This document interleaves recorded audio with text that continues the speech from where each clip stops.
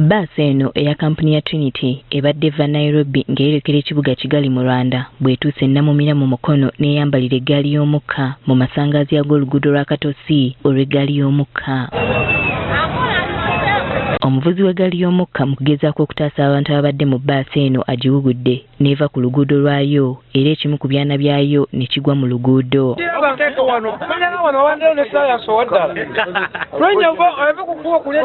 Okwekebejja bbaasi eno ng'omutto gwa ddereeva mulimu ameerungi nga kiteeberezebwa nti yandiba nga yabadde yeegaaya. Ekirungi tewali musaabaze yenna yatuusiddwako kisago. Baabatuuze abalabye akabenje kano nga kagwawo baliko bye batubuulidde. Train ebadde eva ku parking yaayo ngenze wano ku train ku Namumira okutwala abasaabaze Kampala.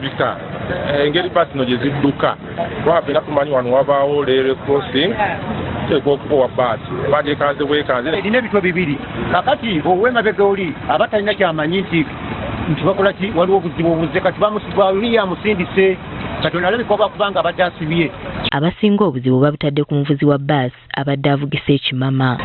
Wa bbaasi ekifo ekikuwa engomba okuba eri mu koona obuzibu bwonna obudde ku driver wa bbaasi oba abadde avuddeko abadde yasamidde oba baliko mpewo zezibadde zimusuumwa mpewo za kika naye nga tosobola awaliriza kuyita ku luguudo lwa training ng'ekubye ngombe nga okubatunyonyolerako bavuga bulungi nga basimbula e Kampala naye buli bagwa erikwata ku Jinja Road ng'okyamidde e Wantoni fetuvuga boda naye abasajja abo bavuga bubi. Ate abalala obuzibu babutadde ku kyabutabaawo obubonero ku luguudo obulaga eggaali y'omukka. Baddewo wakiri obubonero obwefunala oba bulungi obulaga mu maaso awo wetaaga okwetambula nga waliwo okwekkaanya okugeza singa bateekawo abavubuka waggulu wali mita nga 10 oludda n'erudda nga train bw'ebejja esula ku station nga bategeeza abebivuga ebirala.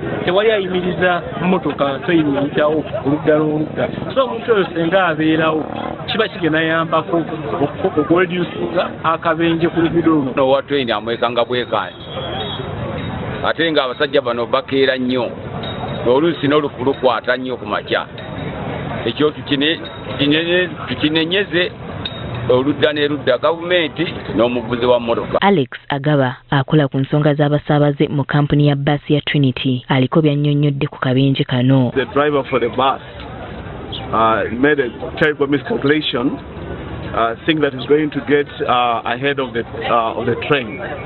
Unfortunately, the head of the train hit the tail end of the bus. Ye akulira ekitongole ky'eggaali y'omukka mu Uganda Benon Kaijuna ajjukizza abavuzi b'ebidduka n'abatambuza ebigere okumanya amateeka g'eggaali y'omukka. As you are aware, the train has the right of way. So the bus came and hit the train.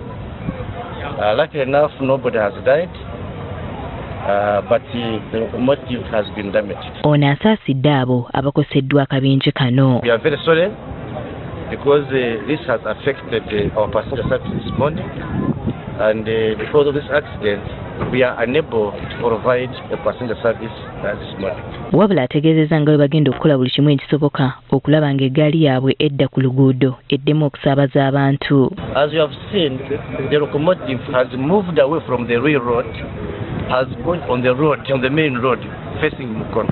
So we have to have a heavy crane, gantry crane, which will lift our crane back on the rail line. Kano ke kabenje ka train akookubiri bukya omwaka gutandika mu kitundu kino.